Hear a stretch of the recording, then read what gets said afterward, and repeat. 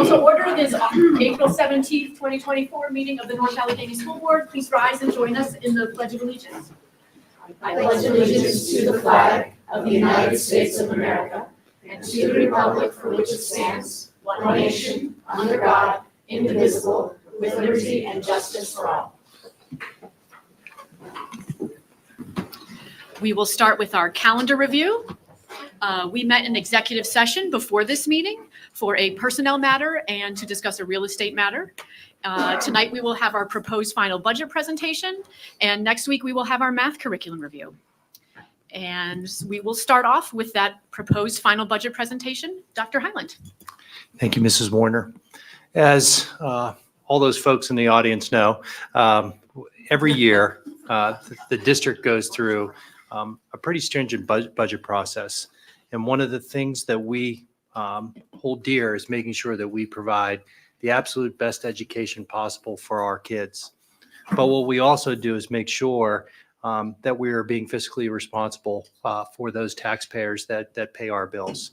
And so making sure that we present a balanced budget per law to our community so that they have an opportunity to review, look at, and understand how we come up with that budget is extremely important. As we get started, I just want to compliment Mr. Hauser and his entire team. Ms. Regard here in the audience, they do a fantastic job, and it really is a team approach. And it's not necessarily just the folks that put the numbers together in the budget office, but it's the entire administrative team in conjunction with the school board that sets the priorities. And now it's time, how do we pay for those priorities? And so with that, I'm going to turn it over to Mr. Hauser and just say thank you for all the hard work that you do, not only in preparation of this budget, but in all the work that you do in our district. Thank you, Dr. Hyland. And I have a different mic today, so we'll see if this is beneficial. I might be walking around a little bit more with this microphone. But yeah, to echo Dr. Hyland's comments, I do want to ensure that I thank my team, Ms. Regard, who is the manager of the accounting and budget. Same with our payroll manager and all of the HR, as well as all the executive council members and controllers. As we go through this timeline, you'll see that this really is a year-long process that involves people from all levels, including members of the school board. So just to go through the budget timeline, as a refresher, the budget really starts in September. September through November, we start collecting data for the following year's budget. So right when teachers and principals get back to school, we ask, and are getting ready for the current school year, we ask them to look ahead for the next school year and saying, okay, what are your budget numbers for the next year? Let's start pulling this together. So we do that in September through November timeframe. We take a look at everything. We start gathering, get our best estimates. Then in the November, December timeframe, we look at developing our preliminary budget. And in the current year, instead of passing a preliminary budget, we pass the Act 1 resolution. It's an either or type thing. This year, we realized that we were able to pass the Act 1 resolution, so we went ahead with that. We still did have the numbers for the preliminary budget, but it didn't need to be passed by the board. Again, it's an either or. So right now we're at the proposed final budget stage, which will be voted on April 24th next week. And that needs to be approved at least 30 days before the final vote and displayed for 20 days prior to the final vote. So that puts us into the June board meeting for final budget approval. So that's just an overview of the timeline. The first page of this presentation, I just really wanted to hit the highlights of the 24-25 budget. Millage rate, 19.74, no change from last year. The per capita tax has gone down to 0 based on discussions in the fall, and that has been eliminated.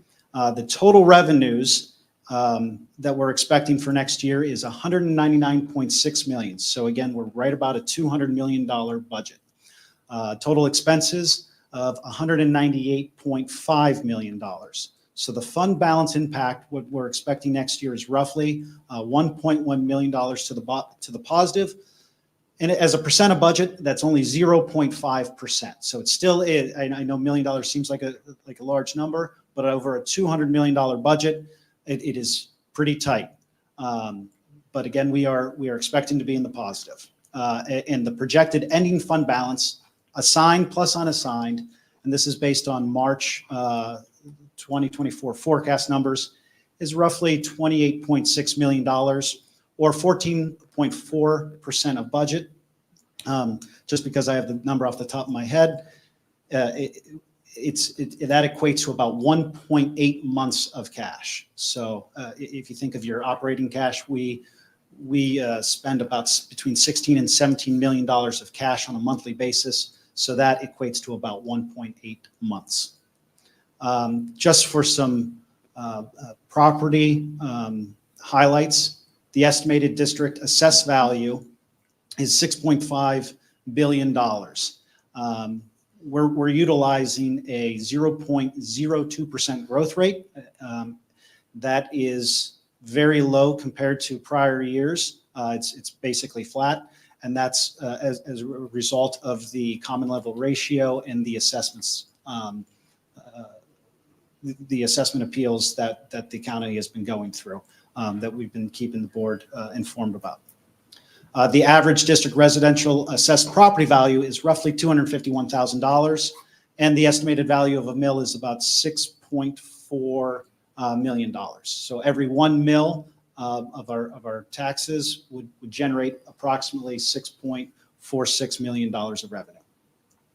The homestead farmstead exclusion, that number for us has not come out yet from the state. I believe that the state just approved the overall number, but the allocations have not been made. We're expecting it to be about $175. It was $178 last year. We're expecting it to be right around in that same range, but the calculation will be available in late April, early May is when we're expecting that. So where does our funding originate? Just to get into a little bit more of the details of our budget. Of the $199.6 million, you'll see $124.7 is from current real estate. That's roughly 62% of our revenue that comes in from current real estate. We also have another $26.6 million in other local revenue, or roughly 13%. That's driven from our earned income tax collections, our interest earnings, our deed transfers, et cetera. And that's the primary basis of our revenue. So 75% of our district is funded through local sources. We do have another $45 million of state, which is approximately 21%. Sorry, 23%. Sorry, my eyes weren't working there. And that's driven by your basic and special ed funding, your PSERS reimbursements, which is when the state revenue goes up because of the PSERS reimbursements, that's because of our salaries went up and our PSERS expenses went up. And then we also have a PlanCon reimbursement, which is some reimbursement on our debt. Federal funding is about $3.1 million of the $199 million, or approximately 2%, and that's primarily driven by IDEA funds and access funds. Key assumptions that we used in the current year budget, the real estate tax millage, we're assuming at 19.74 per capita tax, again, reflects it as 0. The assessed value growth, 0.2%. The earned income tax, that reflects an estimated increase of 5.1% from last year's, or I'm sorry, the current year budget, the 23-24. And the reason why we're using 5% instead of a standard 3% is because we noticed that the current year's actuals are coming in better than budget. So we incorporated that into next year's budget. Same thing with interest earnings. We're seeing an increase from last year's budget numbers in this year's budget. However, a little decrease of what we're expecting this year. And that's because if you look at where the Fed is moving on interest rates, they moved up quickly which has generated a lot of revenue in the current year. At one point, they were expected to decrease 6 times over the year. That's down a little bit, but we're not sure of the exact timing of when they're planning on coming down. So we did put it somewhere in between. So we don't think we're going to earn as much as the current year, but more than the current year budget. So that's where we came in with that estimate. From a state revenue perspective, we're expecting basic ed funding to come in $13.2 million. That's based on the latest state budget projection that was provided to us. Special education funding, $4.5 million. Transportation subsidy. This is estimated based on historical actual trending. The final numbers should be coming in here shortly, and we'll be able to provide that. And if we receive any updates, we can incorporate that into budget. Social Security and PCERS reimbursements. This is based on 50% of the reimbursement of our expected expenses. Some good news on this front, as we relayed back in the winter. The PCERS rate went from 34% to 33.9%. So we're at least staying somewhat flat, but that is expected to reverse and go up to 38% in the upcoming years. And then a plan con reimbursement is based on our debt schedule.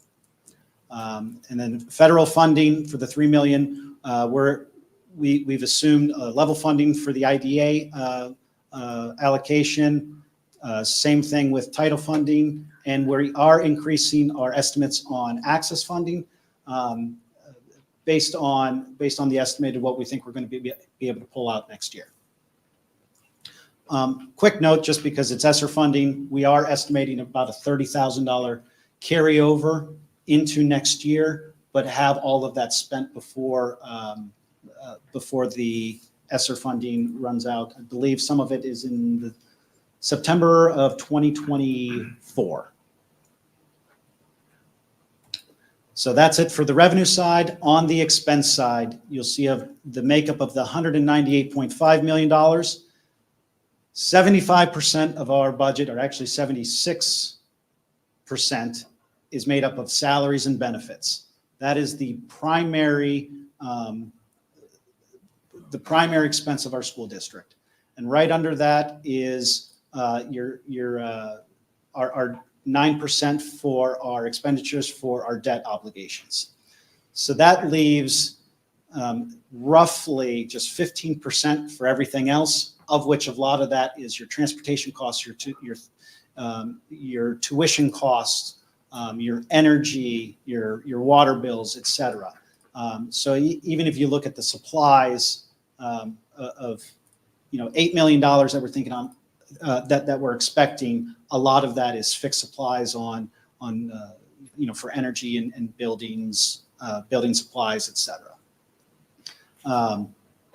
And if you look at your change, again, primarily it's salaries and benefits. Everything else from professional services, property services, other services, supplies, property is pretty much net even.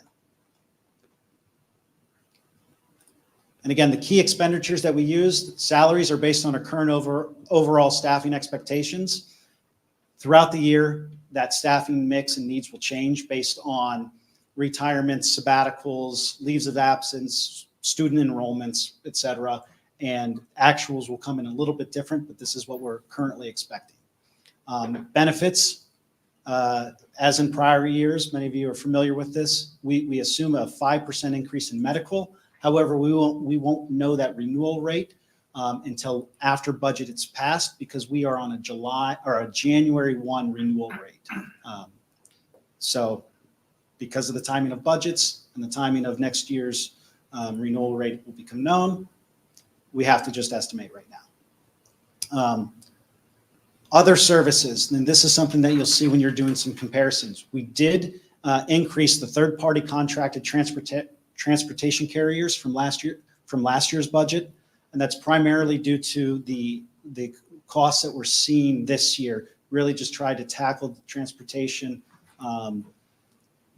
macro issues that not only North Allegheny has experienced, but across the country has experienced, across the region, across the country. Supplies, you'll notice that we're actually expecting supply costs to come in a little bit lower. And that's primarily driven by the one-time math textbooks that were included in this year's budget. Other objects includes a decrease of prior year tax refunds, but we still have it elevated because we are still seeing the tax refunds from the common level ratio come through. We're hoping that it's peaked, but we are not 100% sure when that peak will be and how long this will last. And then again, other financing, that's just related to our current debt schedule. And then we also include a fund transfer of $2 million to the Capital and Technology Fund to support the Sustainable Infrastructure Plan, capital needs, school buses, et cetera. This slide really focuses on the change from the proposed final budget that you received back in January to, the proposed final budget to last year's final budget, of which I've really just hit on the last slide, but these are the numbers backing it. And you'll see the local revenue of $1.2 million. That's driven by our interest earnings and our earned income taxes. The state revenue sources of almost $4 million from the basic ed and our PSERS reimbursements and PlanCon. And then on the expense side, you'll see, again, the increase in salaries and benefits. That's from staffing contractual increases. And those are the primary drivers. And then again, this one, everybody likes to look at changes, so I included it, the proposed final budget against changes not only from last year's budget, but the preliminary budget that we saw early in the year. And you'll notice we're about a net of $219,000 difference. So everything that the team continued to work on, net, we were about $219,000 off. And just from a high level perspective, we're expecting roughly a 28 point, at the end of next year, we're expecting a projected ending fund balance of roughly $28.6 million. The unassigned would be 7.98%, but the total of about 14%. And again, that's only 1.8 months of cash. A slide that, weather alert, is this it? When it's up, it is a nasty storm.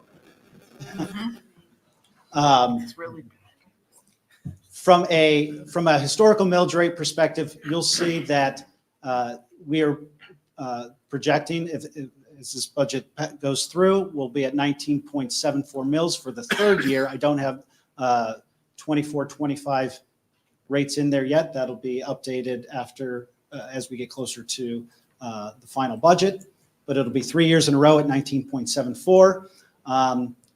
Out of the comparable districts in the county, there are 41. The average millage rates is 24.12 as of this year. That'll most likely go up when you look at what other school districts do for next year's budget. But right now we're the sixth lowest and 18.18% lower than the county average. And that's really it for the budget numbers. Included in this presentation is also the PDE 2028, which is some more detail of the actual account numbers, et cetera. That'll be posted it's in board docs, and it'll be posted on our website as well. So the next steps, the board would vote on April 24th. We would actually display the proposed final budget. And then between now and June 12th, we would update the proposed final budget if we receive any additional information that would be material to change it. Any updates to our forecasted assessed value that we would need to bring in, let's update the current real estate for final listing, any other allocations that we may receive, et cetera. And then we would adopt the new tax rates and finalize the budget for June 12th to be effective July 1. And with that, again, I just want to thank my team. Lynn, thank you very much. The rest of the team and the rest of Executive Council for pulling this together. And with that, are there any questions? Thank you, Mr. Hauser. Does the board have any questions?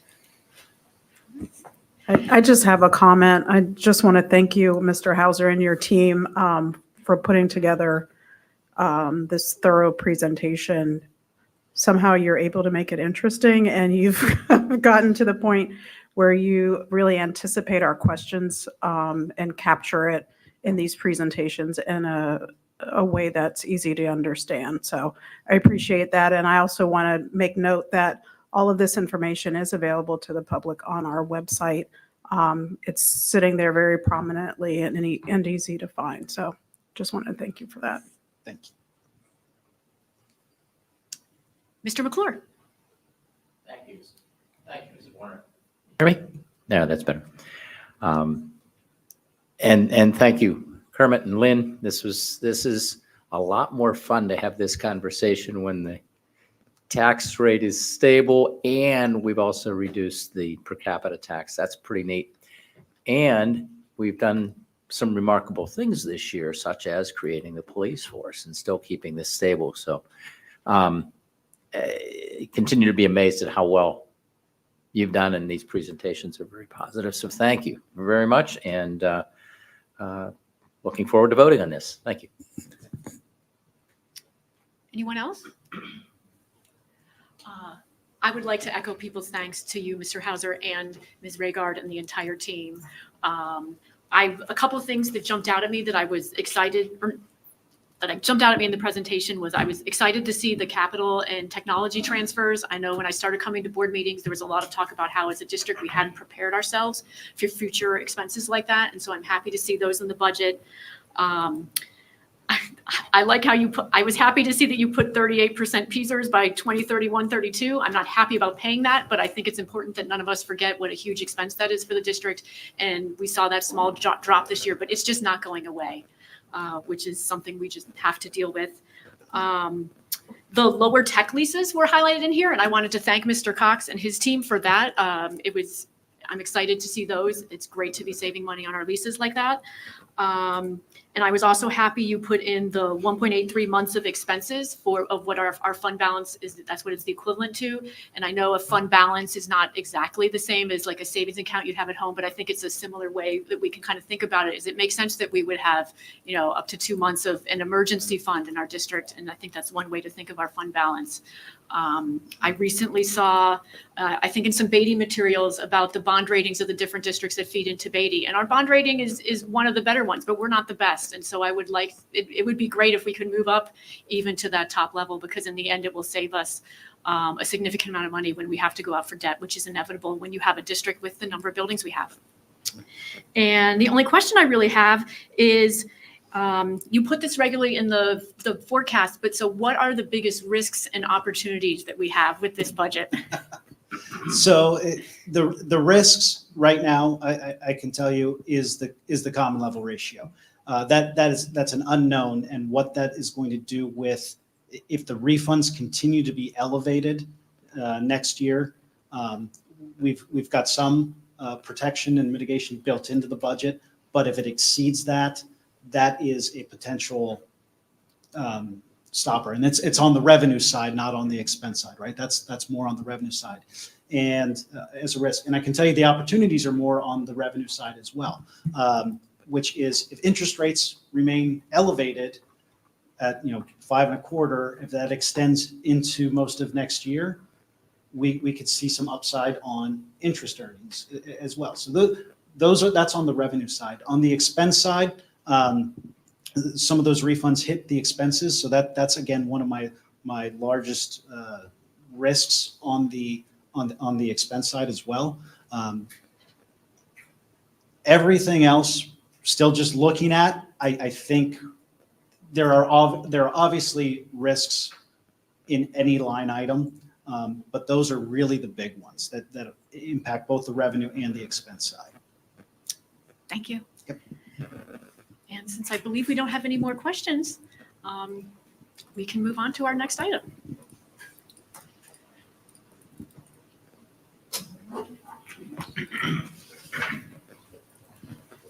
So I will turn it over to Ms. Pagnato with the student activities report. Thank you, Mrs. Warner. Starting it off, The Best Buddies Club participated in the Best Buddies Friendship Walk held at Highmark Stadium. It was a great event for the students and families they both enjoyed. They are getting ready for their last event of the year, a field trip to the Pittsburgh Zoo. Student Council's Pie a Teacher fundraiser went very well. All proceeds are being donated to Make-A-Wish. Members also attended NASH on Monday, April 9th to discuss leadership with the middle schoolers. Next year's officers have been elected, and they are preparing for the longest table event on May 1st. We hope to see you there. And then Science Club nearly had 50 members attend the senior division of the Pittsburgh Regional Science and Engineering Fair on April 3rd. 22 of these students were awarded over 40 different awards and scholarships. At this contest, 4 total students were selected to represent our region at the International Science and Engineering Fair to be held in Los Angeles in May. 3 of the 4 selected students were from North Allegheny. 21 students have earned the privilege of competing at the state competition for the PA Junior Academy of Science in late May. Official results can be found in my report. Lastly, I would kindly ask for board approval for the following topics: the middle school musical Into the Woods Junior, the Nash Fall musical Phantom of the Opera, the National Science Bowl trip to Leesburg, Virginia, and the FCCLA National Leadership Conference located in Seattle, Washington. Thank you. Thank you, Ms. Magnato. Do any board members have questions on those items we'll be voting on next week? Seeing none, we can move on to the curriculum report. Ms. Hardy. Thank you, Mrs. Warner. This month, there are 3 items for board action and 1 item for information only in the curriculum report. The board action items include the Camp Conaquee 5th grade dates for the 24-25 school year, the Camp Conaquee honoraria, and a concurrent enrollment agreement contract with La Roche University. The information only item includes a detailed description of the novels Seen and Unseen, which will be up for vote for the board's approval next month to become part of the curriculum in English 3 classes in our high schools. A copy will be available in Mr. DeRamos, the Assistant Superintendent of Secondary Education's office here at CAO for members of the community to review if they'd like to for the next 30 days in compliance with Board Policy 108. Any questions or comments on those items? I do have a comment. Please. Mrs. Warner. I'm really excited to see the 5th graders will have the opportunity to go back to Camp Conaquee this year, next year, as is tradition, with the option to stay overnight or not, whichever families determine is best for their students. I wanted to let the board know the honoraria will increase slightly over the next 2 years to further encourage staff to volunteer to go and be a part of this adventure. Thank you. Any other comments? Then we can move on to the finance report. Mr. Weniger. Thank you. This month, there will be 4 items for board action and 2 information-only items. The items for board action are the accounts payable list, the student expenditures for February, the 24-25 proposed final budget, which we just saw or we just walked through by Mr. Hauser, and the technology equipment financing, which we briefly talked about or referenced earlier.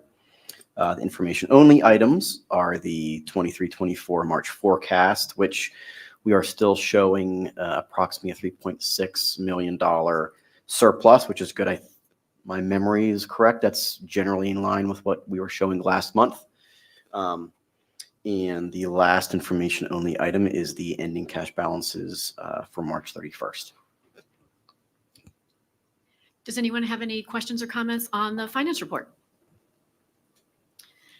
Then we can move on to the human resources report. Ms. Britton Dozier.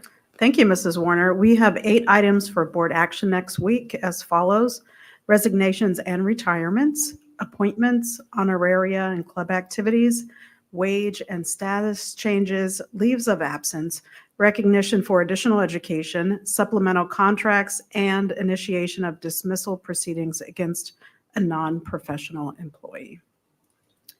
Any comments, Ms. Britton Dozier? The one comment that I would like to make is concerning 2 significant retirements in our transportation department with 2 of our bus drivers who have one, Betty, and forgive me if I don't pronounce her name correctly, Colch Grion, I'm looking at MJ. MJ's like, no.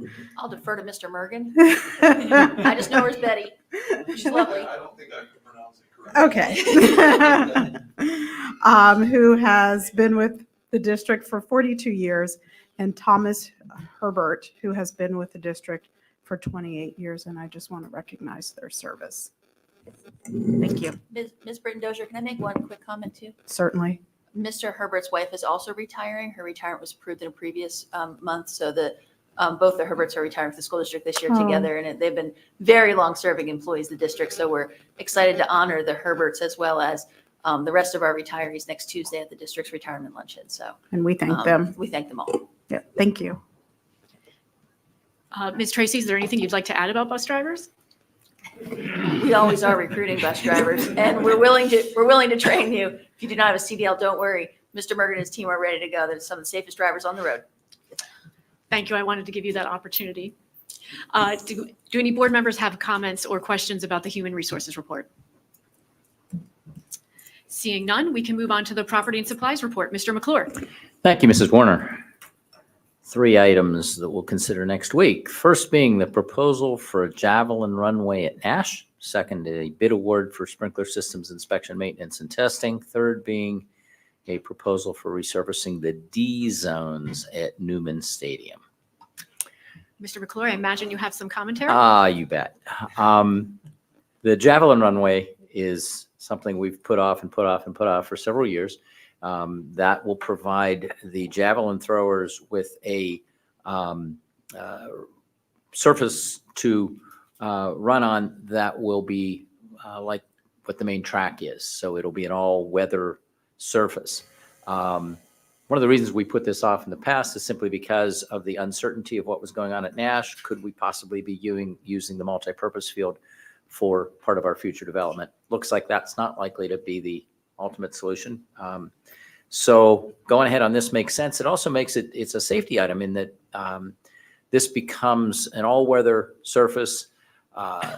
Right now they're just on the grass. So if they slip, if it's raining, they can't be out there practicing safely. There are times like it's about to rain out there, maybe not in this weather, they should be out throwing a javelin, but on a rainy day when there couldn't be another sport playing there, they could be out there practicing. So it's pretty neat. So that'll be a nice add. The bid award, sprinkler systems, that's an easy one. That was an awesome bid.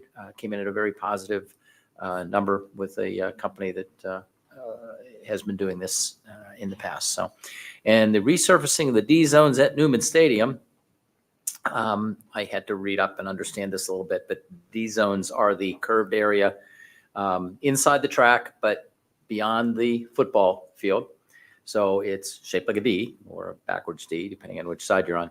And those are currently asphalt, and they're very slippery. Matter of fact, we just had that conversation with Mrs. Weidman right before the meeting here, how she has, when working football games, the football players go across there in their cleats, and all of a sudden they go from the track, which is a soft surface, and they're heading to the turf, which is an agreeable surface, and they run across that asphalt and they slip and fall. And it's dangerous. Plus, it's in bad shape. So that will be cleaned up, resurfaced, all the cracks filled, and then Mr. Kirk was kind to share with me, this is what the surface is like. It's very much like the track surface. It's a grippy surface that'll be much safer.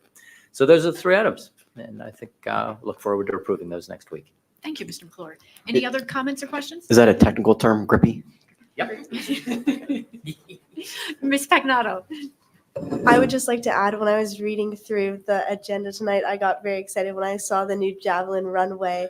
I am just starting javelin as a track athlete, and it definitely stinks when it's raining outside and we can't go practice. But yeah, and also the new D zone, whatever, it's definitely falling apart. So thank you. Thank you, Ms. Pagnato. I have a quick question. Mr. McClure, do you have an idea in terms of timing? How quickly will these be done? We're going to pass that to Mr. Kirk. Okay, Mr. Kerr. The plan is to get these completed over the summer. Okay, great. Thank you. Anyone else? Okay, then we will move on to Dr. Gibbs. Thank you, Mrs. Warner. There are no items for board action next week. There's one information-only item. 2 students have requested student teaching assignments for the upcoming year. both from Indiana University. One will be stationed at Nash and the other at Ingomar Elementary School. Thank you, Dr. Gibbs. I believe it's one student with two different assignments, but Oh, you're right, you're right. My any comments or questions on that report? Seeing none, we can move on to Dr. Simkoviak and the Technology Services Report. Thank you, Mrs. Warner. There are 3 items for board consideration and vote for next week. The first is the bid award for the camera system upgrade project. The second is the purchase of network switches, and the third is the purchase of UPS units. Any comments? Go ahead. So I would like to say I'm very excited about number 1.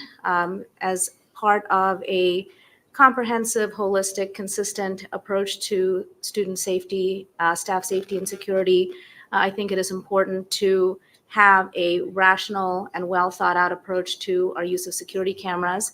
And Mr. Cox is working closely with Chief Harpster in terms of developing the appropriate camera design to get views on all appropriate areas. Second, the Technology Advisory Committee has received information on the voting items for next week. They've already had a couple of days to look over the information. There will be a Technology Advisory Committee meeting next Tuesday, 24 hours before our board vote. If there are any additional feedback items from the committee for board information, I will certainly pass that along as well. Thank you. Any other comments on this report? Seeing none, we can move on to the superintendent's report. Dr. Highland. Thank you, Mrs. Warner. We have 2 items on the agenda for board consideration, the NA Foundation Director Consulting Agreement renewal, and we also have the Professional Seminars Student Activities Report. We have a third item, which is an informational item, and that is with regard to a survey that we are going to put out to both our students and our parents. I know in the past, the district has done surveys. Our goal and our hope is that we will have an annual survey for both students and parents so that we can begin to determine and quantify how well we are doing as a district from a perception standpoint. And then also, to the best of our ability, keep those surveys consistent so that we can get longitudinal data.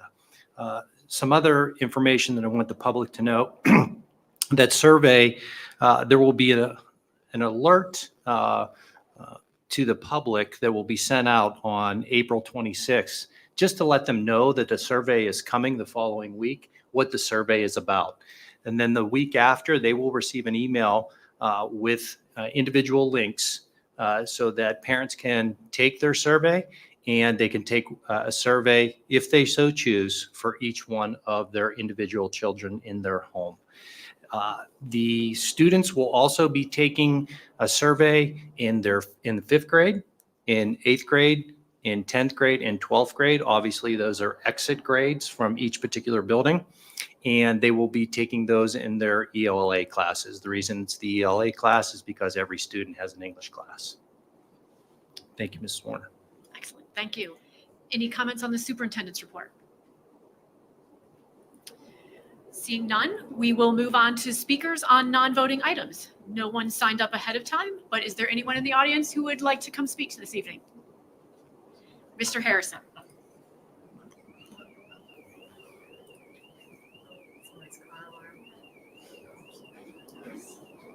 Good evening, John Harrison, Workings Energy Hedwig, Allison Park. In looking through this, a couple questions on the javelin throwing runway. It says that some projects that were on the list for upcoming are going to be deferred. Before that vote happens, could we find out what those are that are being deferred so the funding can be supplied accordingly for those? Also, when it comes to the technology stuff, I thought we were leasing the switches or talked about leasing switches, and now we're buying switches. So which way are we going with that from the district side? And then the last, probably all. Thank you, Mr. Harrison. Would anyone else like to speak? I don't see anyone else, so I think we are good. We can move on to our closing items. Do any board members have any announcements or reminders? I would just like to welcome Catherine Manarino to she will be assisting us at our board meetings and filling the shoes of Kathy Nicholas, and we are really excited to have you join us. And everything went very smooth tonight, and thank you to Mr. Osan for helping out, and we're looking forward to you joining the team. And seeing nothing else, I will adjourn this meeting.